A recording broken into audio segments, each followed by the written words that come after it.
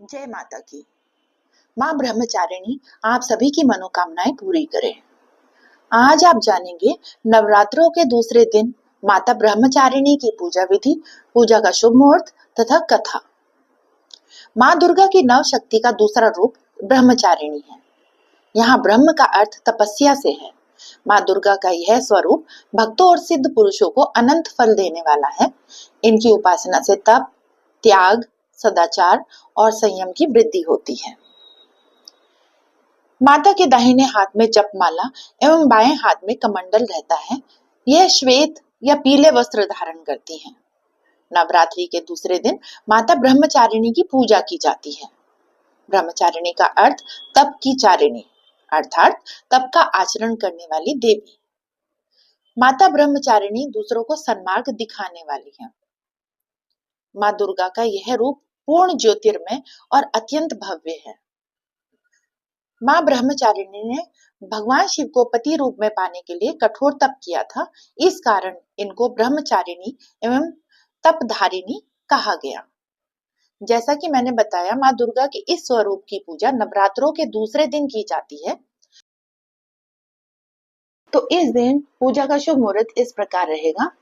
सुबह की पूजा का शुभ मुहूर्त रहेगा सुबह 5:03 से 6:16 तक तथा शाम की पूजा का शुभ मुहूर्त शाम 6:03 से शाम के 7:17। तो इस दिन सुबह उठकर जल्दी स्नान कर लें, फिर पूजा के स्थान पर गंगा जल डालकर उसकी शुद्धि कर लें। उसके पश्चात घर के मंदिर में दीप प्रज्वलित करें।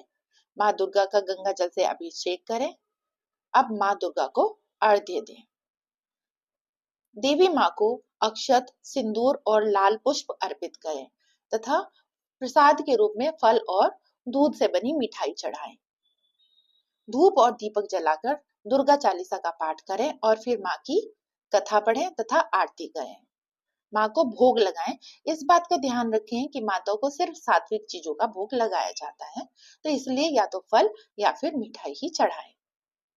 माँ ब्रह्मचारिणी को गुड़हल और कमल का फूल बेहद पसंद है और इसलिए इनकी पूजा के दौरान इन्हीं फूलों को देवी माँ के चरणों में अर्पित करना चाहिए। क्योंकि माँ को चीनी और मिश्री काफी पसंद है, इसलिए माँ को भोग में चीनी, मिश्री और पंचामृत का ही भोग लगाएं। माता ब्रह्मचारिणी को दूध और दूध से बने व्यंजन अति प्रिय होते हैं, इसलिए जैसा मैंने आपको बताया, आप उन्हें दूध से बने व्यंजनों का भोग लगा सकते हैं और इस भोग से देवी ब्रह्मचारिणी प्रसन्न हो जाती हैं तथा इन्हीं चीजों का दान करने से लंबी आयु का सौभाग्य भी पाया जा सकता है। अब मैं आपको देवी ब्रह्मचारिणी की कथा सुनाने जा रही हूँ, जो इस प्रकार है। पूर्व जन्म में माँ ब्रह्मचारिणी ने राजा हिमालय के घर जन्म लिया था।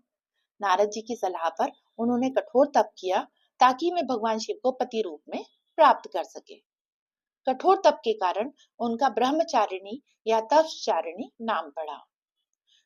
भगवान शिव की आराधना के दौरान उन्होंने 1000 वर्ष तक केवल फल फूल खाए तथा 100 वर्षों से अधिक तक शाक खाकर जीवित रही। कठोर तप से उनका शरीर क्षीण हो गया। उनका तप देखकर सभी देवता, ऋषि मुनि अत्यंत प्रभावित हुए और उनकी बहुत सराहना की और कहा, देवी आज तक किसी ने भी इस तरह की कठोर तपस्या नहीं की है। यह तुमसे ही संभव हो पाया है, इसलिए तुम्हारी मनोकामना पूरी होगी और भगवान शिव जल्दी ही तुम्हें पति रूप में प्राप्त होंगे। अब तपस्या छोड़कर घर लौट जाओ, जल्दी ही तुम्हारे पिता तुम्हें बुलाने आ रहे हैं। तो इस प्रकार कठिन तपस्या करने पर माता ब्रह्मचारिणी ने भगवान शिव को पति रूप में प्राप्त किया। तो भक्तों, यह थी देवी ब्रह्मचारिणी की कथा। ब्रह्मचारिणी देवी की कृपा से सर्व सिद्धि प्राप्त होती है। कथा पढ़कर, कथा सुनकर माता का जयकारा जरूर बोलिएगा। बोलो ब्रह्मचारिणी माता की जय।